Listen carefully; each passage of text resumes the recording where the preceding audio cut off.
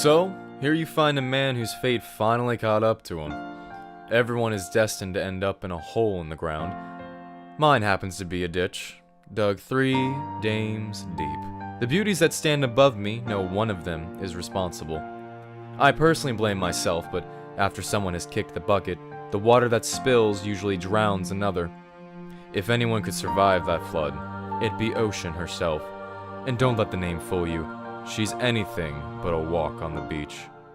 As her name suggests, Ocean was as deep as they got. I never understood what had happened to her in the past. Perhaps a bad childhood, or maybe a lost relationship, but whatever it was, it never fazed her persistence, concentration, or professionalism. There was just no digging into her past. She was a tsunami, an unstoppable force moving in one direction, with incomparable beauty and a mass intimidation. She was my first partner, and that extended beyond just professional. She was a lot of firsts for me, but with every beginning, there is an end. DeLuca, you're late. I hope you have that evidence. Yeah, of course. But you didn't actually think I'd get here in time with traffic at this hour. Didn't ask for excuses, DeLuca. Looking for punctuality. Every second counts on a case like this. This is the kind of behavior that'll deter you from getting that promotion. As usual, she crashed down on me like a wave, one of many she'd send my way. However, this was the final wave. Little by little, she eroded me away with her constant tide of attitude. She was a challenge so grand any man would want to get to the bottom of, but no man could hold their breath long enough to survive the depths of Ocean. I'm leaving. You're abandoning the case? And you. I'm done. And actually, I did get that promotion, by the way.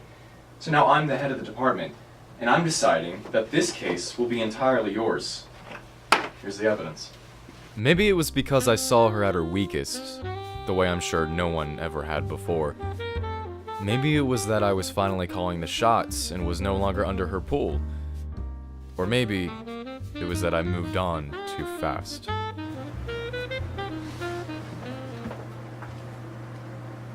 You must be the new boss. I wouldn't say new. Been working this scene for more than just a hot minute. Now I'm just the head of it all, calling the shots. You must be the new intern. Well, I guess we're both new to these positions, so we both need to make a good impression. What do you mean by that exactly? All I'm saying is, if you need help with anything, you know where to find me, sir. Spring gave it to me easily. Way too easy. Almost to the point where it was a bore. You can have fresh apple pie every day, and even if it's the best in the world, you'll eventually want to try a new flavor. Perhaps my change in taste is what turned spring to winter. Right on time, Mr. DeLuca. This is just the formality that we need when collaborating with both departments. Well, to make sure this collaboration is successful, and to make sure that the chemistry is right, don't I? Excuse me? Let me make myself clear. I am not one of your interns. This is a serious case and we need to focus. In my defense, she practically throws herself at me. Besides, 2 department heads can get a lot done, if you know what I mean. Yes, we could, Mr. DeLuca. But we need to stay focused. You flattered me once before, but this is something that must be done. Oh, you're absolutely right. A task at hand.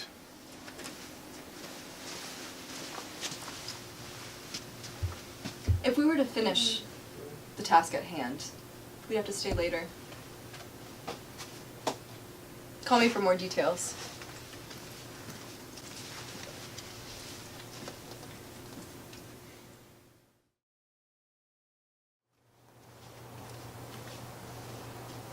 It's done.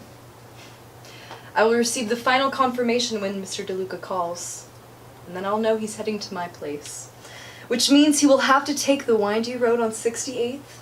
My expectations are that both of your tasks are being carried out. He'll have to come by his office sometime to get his files. That's when I'll slip something extra in his coffee. I'll be outside the office to cut his brake lines before he gets out. So I will expect both of you there to make sure the deed is done. We'll finally get this pest out of our hair. Yes, maybe just something was to be done that night, but not to solve a crime, but rather just the opposite. As my vision narrowed, my car veered off the road and flung me to my grave, I realized what was up. This could have only been foul play. But by who? I was on the way to Amber's when I crashed. It was strange of her to invite me to her place after resisting all of my advances. Spring was nothing but nice to me. She gave me anything I wanted. But maybe I didn't give enough back and she decided to take the most she could. I'm floating down the river Styx now, and all water leads to the ocean. She's the only one that had reasons for revenge that I know of. I tried to think back to the events of that day to try to remember who set things into play, but my memory had already faded. But suddenly Amber pulled a gun on me, then Spring, then Ocean. These women knew better than most. They had already committed the perfect crime. Putting bullet holes in me throws out the possibility of an accident. However, if anyone could get away with it, it would be the top employees of the department. They could reroute the investigation to a bunch of dead-end leads. So there was no reason for them to not fully satisfy their lust for revenge. I could practically read their thoughts. It's just business. You made me do this. You're just like the rest.